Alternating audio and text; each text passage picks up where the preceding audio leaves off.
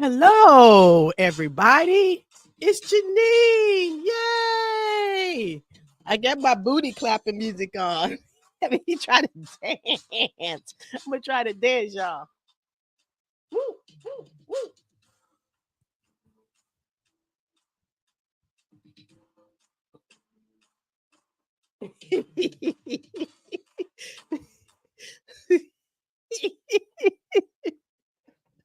Okay, that's enough of that nonsense.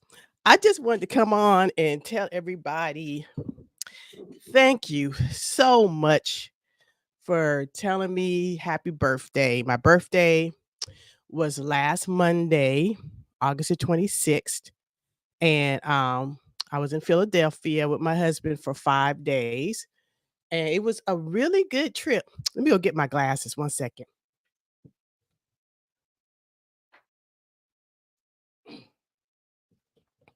Yeah, so we were in Philadelphia for 5 days.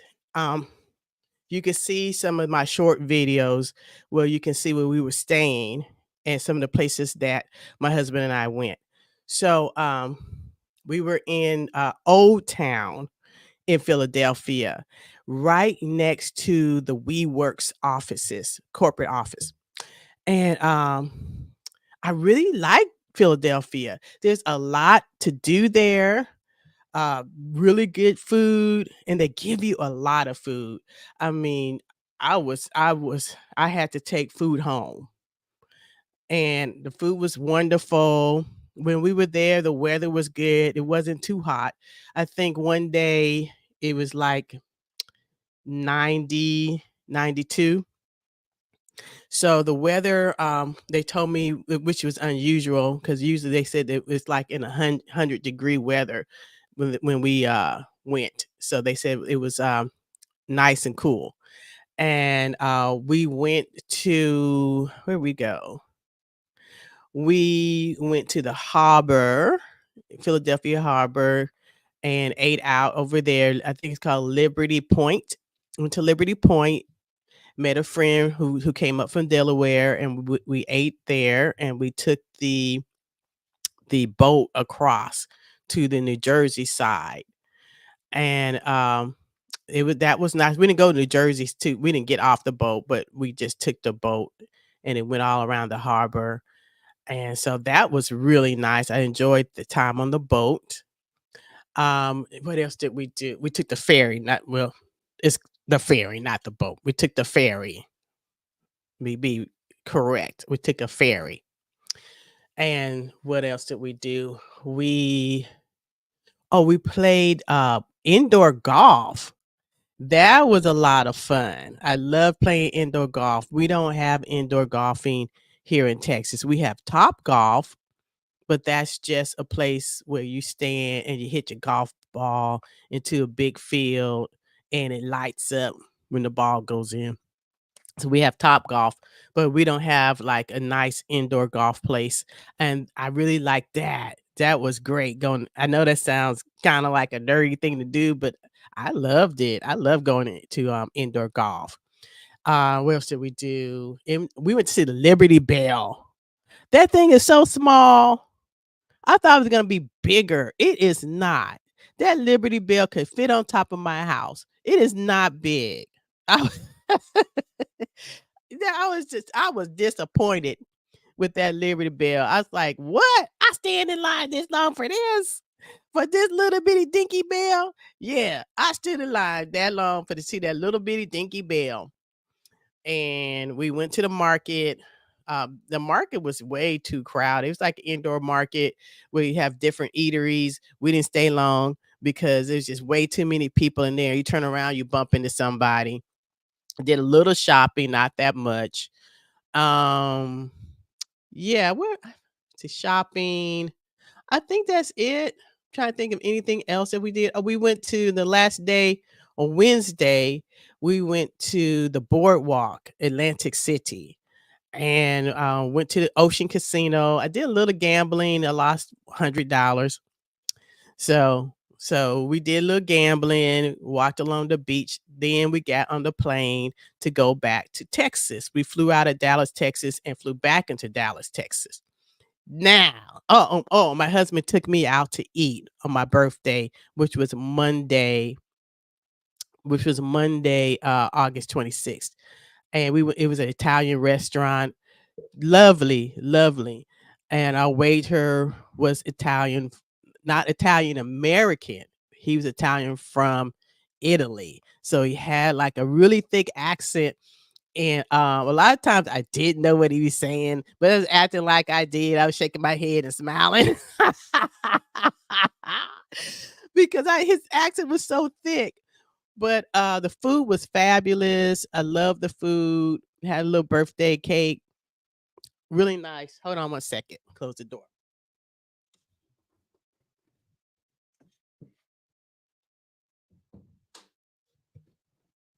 Okay, had a little birthday cake, but I believe that was the night because the restaurant was crowded. You would think on a Monday night that a restaurant would not be crowded. Well, I guess in big cities, they are. So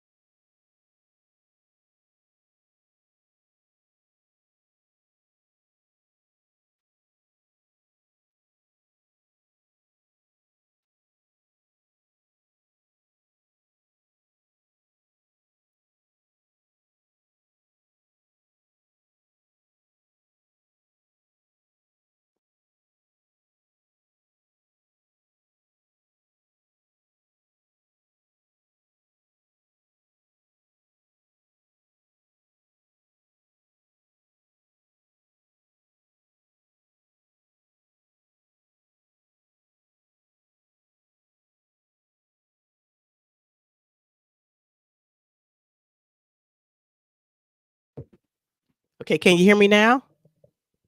Can you hear me now? Can you hear me now? Okay, hopefully everybody can hear me because it's on green. Let me see something. Oop, let me go to YouTube and see. Okay, you can hear me now. Okay. Okay. I think my microphone was muted for a second. Sorry about that. Maybe I think I touched it, and when I touched it, it muted. But um, anyways, I but the trip to Philadelphia, if you haven't been to Philadelphia, you should go because it is a lovely city. I totally enjoyed Philadelphia. I like the East Coast. I like the East Coast in general. I thought I liked the West Coast better, but I really enjoy the East Coast too. I can't say which coast is better because people say, "Well, West Coast is best, East Coast is best." I can't really say because they both have their own things that are good about it. The West Coast, of course, has the weather and the mountains and the tropical Mediterranean feel, and then the East Coast, I mean, this the people, the food. The food is so great on the East Coast. Oh my God, y'all have the best food. Oh, I love the food. And yes. And then and of course the arts. There's so much stuff to do if you're in the arts. I love the arts. I met this guy in Philadelphia. Y'all watched the short. I was walking through the Philadelphia City Hall and I heard opera. We were walking and heard opera, and we get to the courtyard in Philadelphia City Hall. It was a black man singing opera, and I sing opera. And it's like we just came together and we were singing opera together, and that was so magical. I think that was my favorite part of the trip was meeting this black man that sung opera. You can see it on the shorts. I posted 2 shorts. And I had not sung in years, years, not since college. And that's been I'm not even going okay, y'all don't need well, y'all know I'm 60. So I graduated college a long time ago. And I haven't sung. I haven't sung professionally. I did a couple of plays uh in the 90s. I was in some plays 94. I did some musicals. And then I quit acting for a long time. I stopped doing musicals. I just stopped acting for a long time. And I sing a little bit in my house. I may do a little karaoke here and there, but I have not sung with another person or sung in public. I don't even know, probably about 20 years. Yeah, it's been about 20 years since I actually sung with another person or sung in public. So that was very inspirational for me. So I might end up being in some musicals again. We'll see. I'm not ruling it out. I would love to be in some musicals like I used to. So once we decide where we're going to live, because I know eventually we're gonna move up to the DFW area where our family is. Once we figure out where we're going to be living, I yeah, I'm gonna start auditioning for musicals again. Who knew? Who knew? I didn't. I didn't know I was gonna start singing again. And or if I don't do musicals, I'm gonna start taking voice lessons again because I really enjoy taking voice lessons and doing recitals. So music is gonna be a part of my life coming up again. And I thought that I was done with that. I thought I was all done with singing and music. I was just kind of like, well, that's what my niece does. And my niece is a wonderful singer. She can sing her butt off. She writes and sings. So I was just kind of like, okay, I don't do that anymore. But here's my niece. She sings, just putting all my hopes and dreams into my niece. And that's good. You support young people. You need to support young people, mentor them, and be happy for them. But you also need to support your own gifts. I have gifts that I haven't used in years, years. I mean, I used to sing, I used to dance. I mean, all that experience, I just kind of like gave up on. And now, and I'm 60 now. And so meeting that man, that wonderful opera singer, I forgot his name, in Philadelphia, he has totally inspired me to go back to that. I mean, he gave me a little mini voice lesson. He's a street performer, but he's incredible. He can be in any opera company. He could be on The Voice. What the man was just watch those videos that I posted on my shorts. Watch those videos. You see what I'm talking about. Just so much talent, so much creativity. So yeah, I'm gonna go back to doing music again. Who knew? I didn't. But you never know. Your things come full circle. When I started off in elementary school, I was in the choir. Um, so I was in the choir and I was doing plays. My mom used to write plays, and we would perform in her plays that she wrote. So really, I have my mom to thank for me being an artist, because my mom, she worked at the recreation center on base when we lived in Germany. She worked in the youth. It's called Youth Association, Army Youth Association. She worked at the recreation center and she wrote plays. And we used to be in the plays that my mom wrote.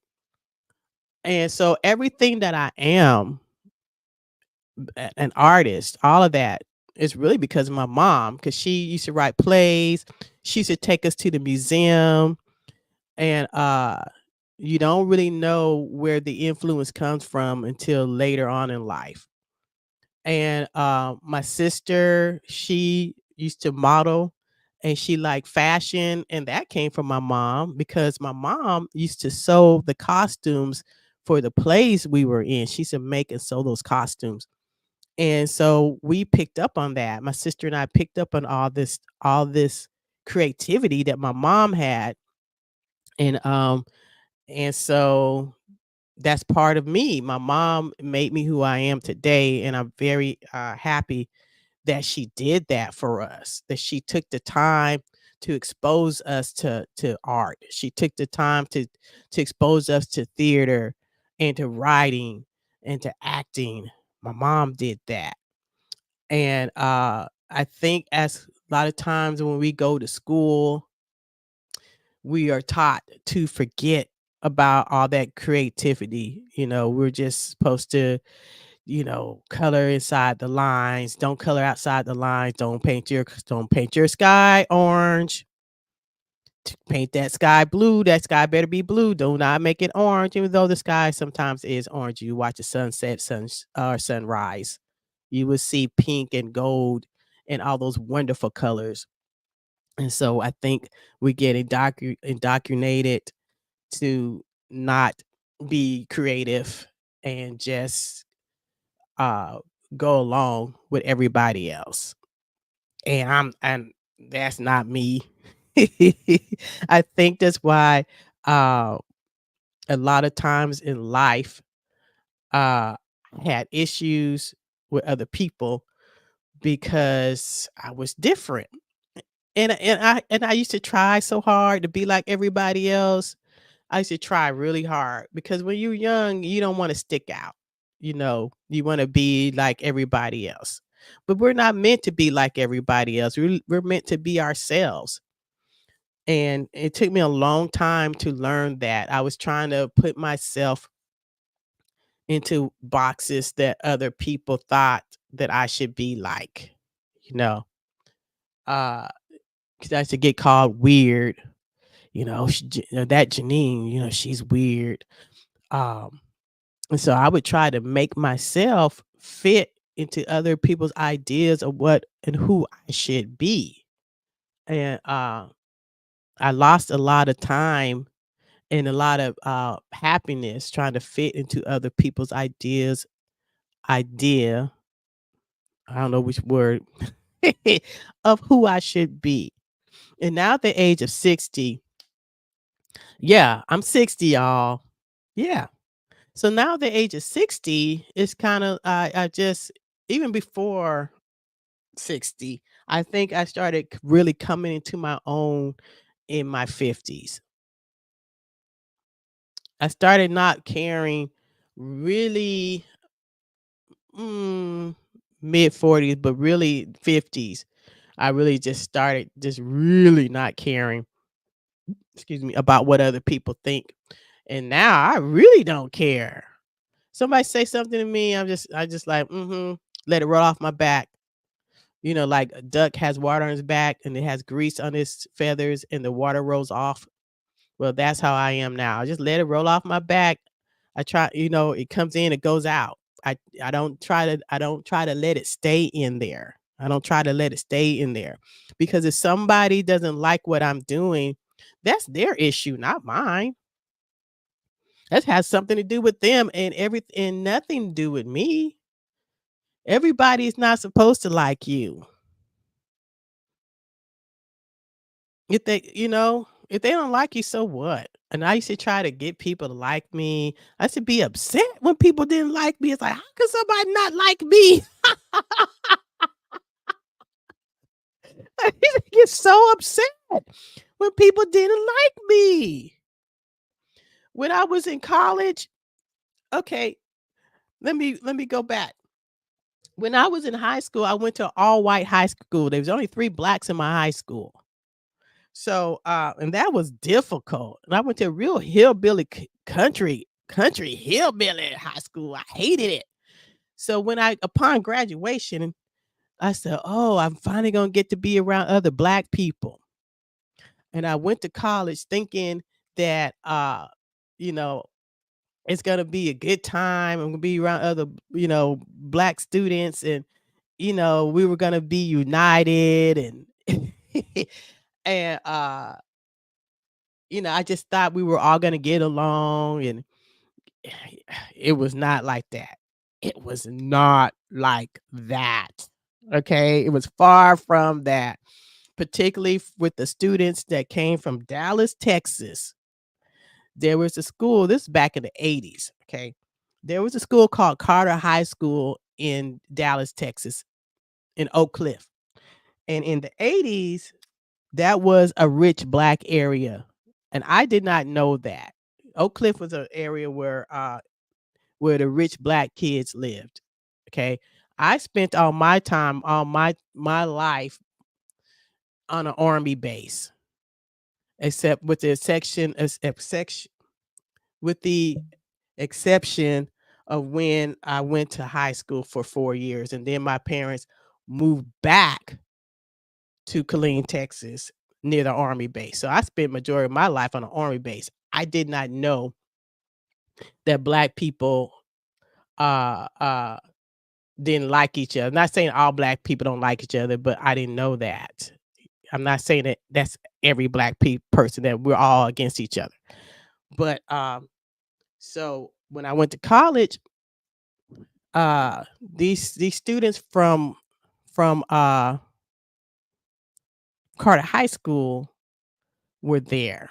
There's a lot of kids from Dallas that went to the school that university that I went to, and I didn't know that, you know, they basically tortured me. They tortured the crap out of me while I was in college because I didn't wear certain types of clothes. That's when the designer jeans were really in fashion. I didn't have money to buy Calvin Klein and all these other designers that they were buying and Louis Vuitton and all this stuff. I just had regular clothes and I was just happy to be at school. I was the first person to graduate from college in my family. Now there's a whole bunch of people graduating. My nephew is a lawyer. But back then, I was the first person in my family. Well, on my mom's side, my dad's brother had a master's degree in engineering, but I was the first young person in my family to go to college on both sides. So I was just happy to even be in college. And so I got tortured a lot by those students from Dallas because, you know, I didn't know about Bloomingdale's, about shopping at Bloomingdale's, and I didn't have all these designer clothes. And so and then I was gonna pledge a sorority, but um I was basically told to get a weave. They said, "You have the right skin color and you have the right eye color. Can you get a weave?"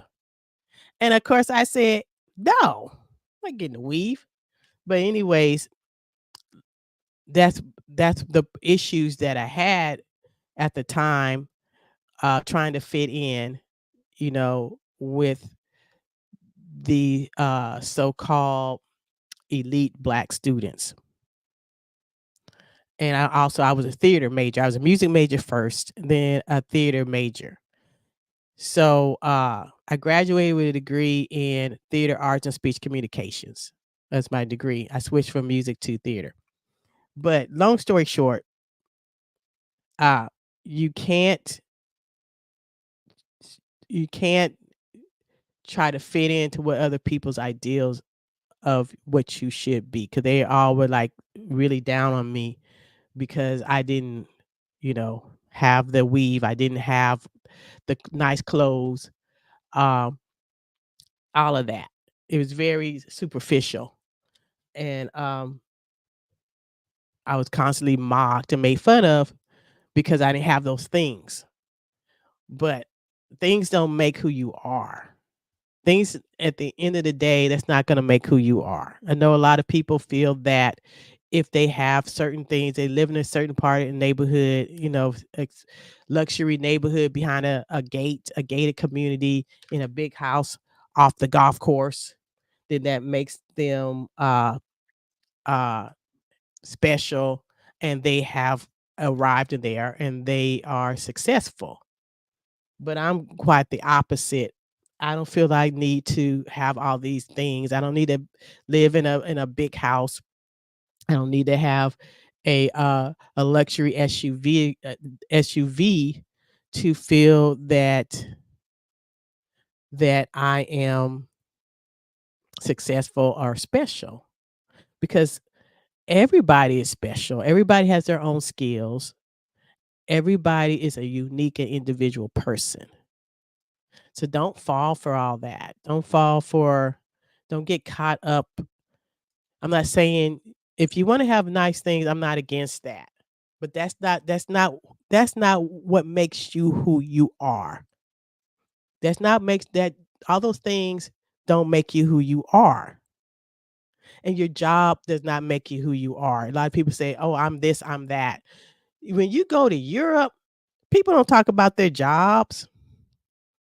They don't say, I'm Tony and I'm a engineer," or I'm Elizabeth and I'm a doctor. They don't they don't they don't really talk about what they do. They just talk about their lives. "Oh, I went to the park today and it was a lovely day. It's beautiful outside. I took the," they don't. I think that's more of an American construct. I could be wrong. So, yeah, things aren't gonna make you who you are. I'm not saying that you shouldn't want nice things, but don't let the things control you. You may get a big house with all this expensive furniture, and you're up to your neck in debt, and you're just sitting in your house looking at all your things. You're not happy because you can't go nowhere because you gotta work like a dog to be able to pay for all those things. And I don't wanna work it like a dog at 60 years old to try to pay for all those things. I don't. I would like to travel. I would like to travel and, make new memories. That's what I would like to do with the time that I have left on this earth. I wanna travel and just see new things and experience how other people live, because people live so differently in Texas as opposed to on the East Coast. It was just I was just like, all the way live in Philly, and it's all the way live in New York. I just freaking love it. It's just the energy. There's an energy there, and I love it. I love it. So I'm back at home now. It's like blah. It's like, I'm back in Texas. Not against Texas, but it's just a different energy. It's different. And the way people talk, and you could be in a deli, and there's a janitor talking to a businessman. I've seen that when I was in New York.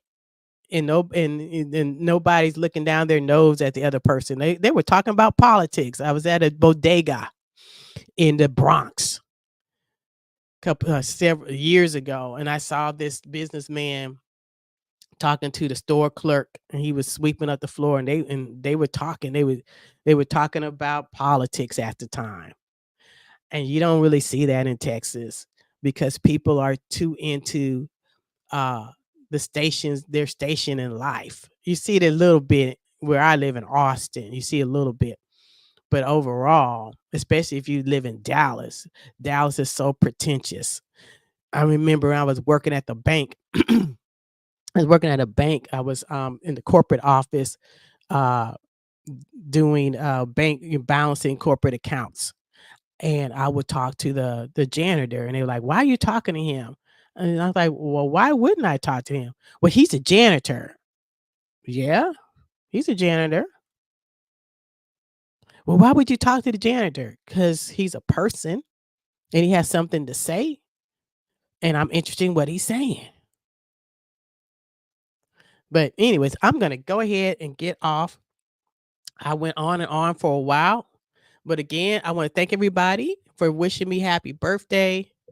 And hopefully on Thursday, I'll be on Thursday night, hopefully with a guest. So I won't be on here by myself rambling. So I'm going to be back on Thursday night, and I'm going to try to have a guest come on with me. So you guys have a good day. Oh, check out my Philadelphia shirt.